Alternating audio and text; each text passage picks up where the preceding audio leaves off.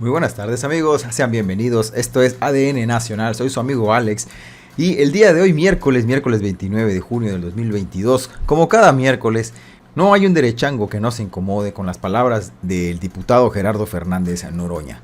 En esta ocasión le llovió a todos estos derechangos, a todos los opositores, desde el ataque masivo que hubo en contra de Jesús Ernesto, el hijo de nuestro presidente López Obrador, hasta este último y trágico evento sucedido en San Antonio, Texas, con los migrantes.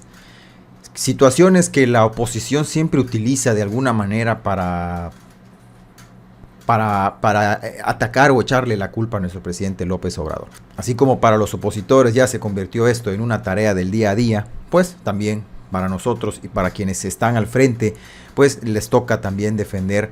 Y como siempre, Gerardo Fernández Noroña comparte datos duros, datos reales, que a la oposición se le olvida.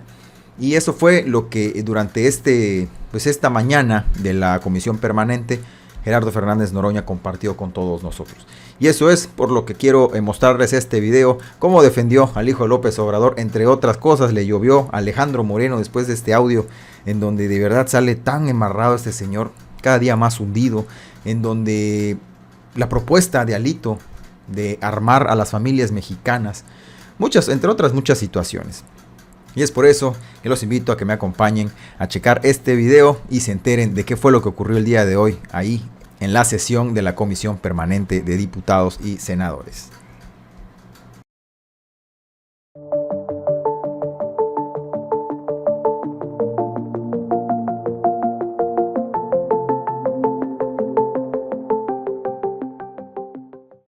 Muy bien, mis amigos, pues en medio de la intervención, la primera intervención de Gerardo Fernández Noroña, un diputado le hace la pregunta que qué opinaba él con todo este ataque mediático en contra de este joven hijo del presidente López Obrador de 15 años, a lo que él, como siempre, lanza una contundente respuesta. Vamos a escuchar la intervención completa de Fernández Noroña.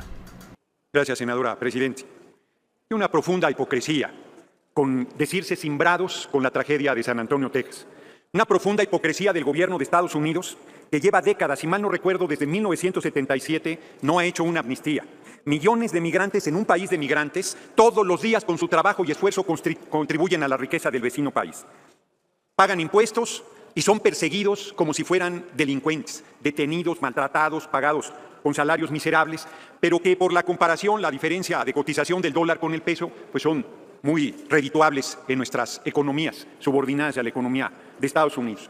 Cuando aquí se viene a tribuna a decir, ¡ay, qué barbaridad! Creo que es terrible que hayan muerto un número tan grande de mexicanos, pero no es el primer acontecimiento y no será el último, sino le exigimos al gobierno de Estados Unidos que emita visas de trabajo temporal por lo menos, que regularice ya la situación de millones de personas que no son ilegales y que se encuentran presas en el territorio de Estados Unidos, décadas de no ver a sus familiares y a sus seres queridos porque no pueden salir del vecino país. A mí me parece, porque además aquí se plantea como si fuera un hecho excepcional, todos los días mueren migrantes, todos los días mueren migrantes en la frontera, todos los días mueren migrantes al atravesar el territorio nacional, todos los días mueren migrantes en territorio estadounidense por desplazarse en condiciones bárbaramente inhumanas. Señor diputado, tiene una pregunta. Europa. Sí, de diputado Atanasio, si la acepta usted. Con mucho gusto. Adelante, diputado. Muchas gracias, presidenta. Diputado Gerardo Fernández Noroña, ¿sí acepta la pregunta? Sí, claro. ¿Qué opinión tiene respecto de cambiar una opinión pública emanada de la derecha y mejor atacar y criticar al hijo menor de nuestro presidente? Acepto la aparente digresión. Regresaré al tema. Ha sido terriblemente canalla que el fin de semana la derecha golpista haya enderezado una campaña contra el hijo menor del compañero presidente Jesús Ernesto López Gutiérrez. Es un menor de edad que desde que llegó el compañero presidente al gobierno ha sido acosado, vituperado, le han hecho esta palabra anglosajona de bullying, que no es otra cosa que una burla sangrienta frente a la cobardía de no poderle hacer nada al compañero presidente, entonces van sobre su hijo menor de edad además. Hay un estudio del Programa Universitario de Estudios Democracia, Justicia y Sociedad de la UNAM, que acredita que fue toda una campaña orquestada en los medios por las mismas cuentas que hicieron la campaña para decir que el compañero presidente estaba vinculado al narco. Esas mismas cuentas soltaron ráfagas con los comentarios absolutamente miserables en contra de Jesús Ernesto por su físico y por el sobrepeso que tiene en este momento. Es un jovencito de 15 años, es el momento en que uno va tomando forma y crecimiento, y es verdaderamente deleznable que la derecha, en esa actitud clasista y racista que la caracteriza, estén usando al hijo menor del compañero presidente para estar golpeando. El propio compañero presidente dijo que él no se responsabilizaba de ninguno de sus hijos más que del menor, justo por ser menor de edad. Y me parece bastante miserable, y por cierto no he escuchado ningún pronunciamiento de la derecha repudiando este acto absolutamente cobarde e inaceptable. Te agradezco la pregunta, diputado Atanasio. Vuelvo a lo que estaba yo planteando. Todos los días mueren migrantes a lo largo del territorio nacional. Todos los días en territorio de Estados Unidos. Lean El camino de la bestia de Flavio Bianchini, de Pepitas de Calabaza. Me avergüenzo. Eso que cuenta, él empezó su recorrido en Guatemala, cruzó la frontera con México, nunca dijo que era periodista, hizo el recorrido en el tren, jugándose la vida, pasando dificultades sin fin, viendo violaciones sexuales a mujeres, a ellos, abusos de autoridades locales, un verdadero sufrimiento terrible, incalificable de mujeres embarazadas, de niños, de familias completas, de jóvenes que huyen de la violencia en sus países de origen. Y frente a todo esto, hipocresía absoluta. Presión del gobierno de Estados Unidos para exigirnos que seamos nosotros quienes paremos la ola migratoria, presión permanente del presidente Trump primero y del presidente Biden ahora, y pretenden a nosotros decirnos que es muestra del fracaso de la economía de nuestro país. Esto viene de atrás y viene de lejos, y no acabará la migración si no rompemos estos niveles de subordinación, de rapacidad de las economías poderosas hacia nuestros países. Porque se habla del tráiler, ¿y qué tal en Europa? ¿Qué tal en Melilla? ¿Qué tal las decenas de migrantes que murieron, que iban de África hacia Europa y que se jugaron la vida igual y que pagaron con su vida no un sueño de libertad, no un sueño de llegar a la tierra prometida, no, simplemente el hecho de querer comer 3 veces al día, de vivir de su trabajo y de su esfuerzo, de aportar con su trabajo a la riqueza de las economías de los poderosos países a los que llegan?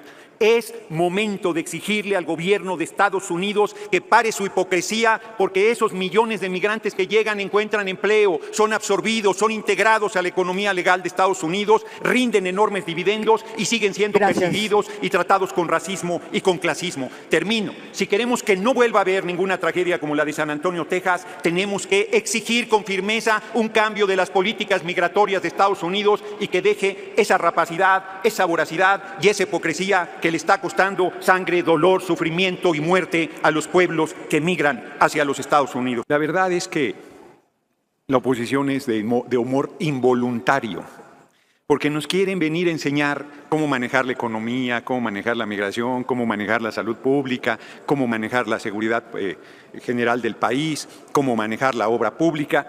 Y las décadas que gobernaron el país fue un robadero, como dice la compañera senadora. Saquearon. Comandante Borolas, alias Felipe el Sagrado Corazón de Jesús Calderón Hinojosa, no hizo ni la barda de la refinería Bicentenario. Próximo viernes, el compañero presidente con Rocío Nale hicieron la hazaña de entregar la refinería Olmeca o Dos Bocas, sin deuda. Una verdadera hazaña cruzado por la emergencia sanitaria.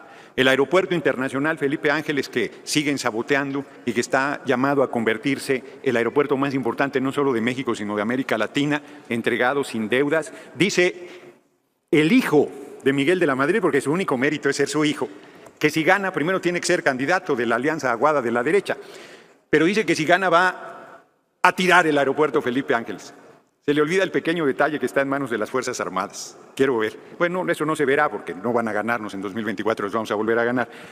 Y luego, el otro diputado paniaguado, Cuadrito, dice que va a ser una ciclovía del Tren Maya. No, de verdad son de humor negro negrísimo, absurdos sus planteamientos. El nivel de desesperación que tienen es increíble.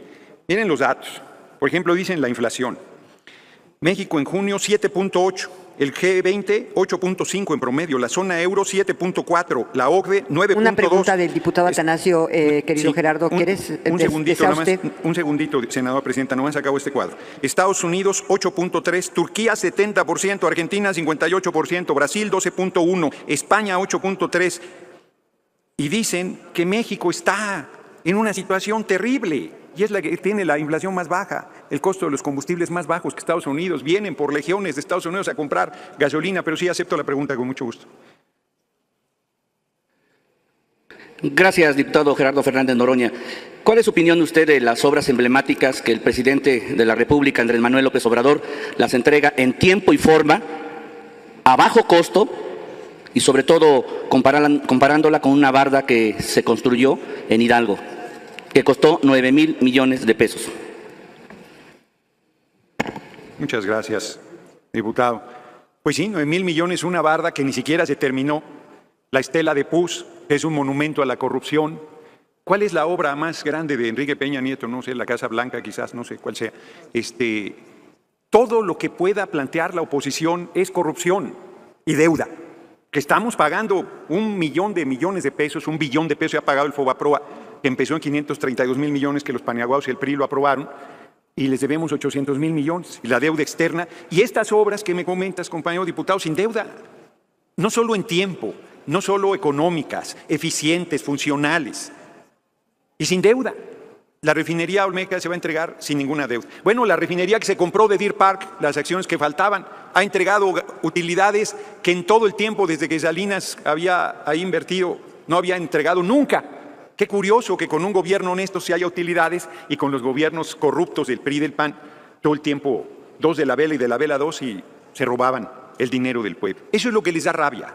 Por eso están todo el tiempo intrigando, mintiendo, acusando al compañero presidente de deshonestidad cuando ese es su timbre de orgullo, acusándolo de vínculos con el narco, los narcopartidos del PRI. Por cierto, Alito Moreno se voló la barda con la Asociación del Rifle de Estados Unidos planteando que todo mundo ande armado. No le basta la violencia, quiere un baño de sangre todavía mayor. Frente a la desesperación de sectores de la población, porque no acabamos de pacificar el país, eso hay que reconocerlo, ya está planteando que no solo entren las armas de Rápido y Furioso y el enorme contrabando que abastece de armamento al narco, me sigo de frente, sino ahora plantea que todo mundo esté armado. No, bueno. Yo le digo a Alito Moreno que se serene. Está bien que los videos que Laida Sansores da a conocer todos los martes, los audios, lo tiene enloquecido, pero le reconozco al PRI que lo mantenga al frente de su partido. Muy bien, hay que lo tengan. Igual con Marco Cortés y los paniaguados. Ahí la llevan y sigan con el gerentillo del señor X y vengan aquí a repetir el escrito que les dan. Vengan aquí a volver a decirnos las mismas mentiras. ¿Quiere una pregunta? Tengo 2 minutos más, por eso llegué de cojito, para que pudiera yo, aunque sea sin muletas, poder extenderme. Entonces, termino, todavía ni me dicen nada, termino planteando, miren, termino de cualquier manera, volviendo a lo de los migrantes. Chávez Montes escribió un libro que se llama Heridas que no cierran. Y ahí comenta que el robo que nos hicieron del 60% del territorio en la guerra ilegal de Estados Unidos con México en 1946-48 son territorios ocupados porque se los vendimos con una pistola en la cabeza. Y lo que él plantea es que deberíamos litigarlo y que mientras logramos esa determinación final, en esos territorios exigiera que las mexicanas y mexicanos que ahí residen sean respetados plenamente porque están en su territorio. Gracias, Gerardo. Mínimo ese tipo de cosas debemos exigirlas. Muchas Termino gracias. ahora sí, senadora presidente, además de las visas temporales y de la amnistía generalizada a todos los migrantes de todas las nacionalidades que desde hace décadas viven en Estados Unidos. Muchas gracias. Gracias.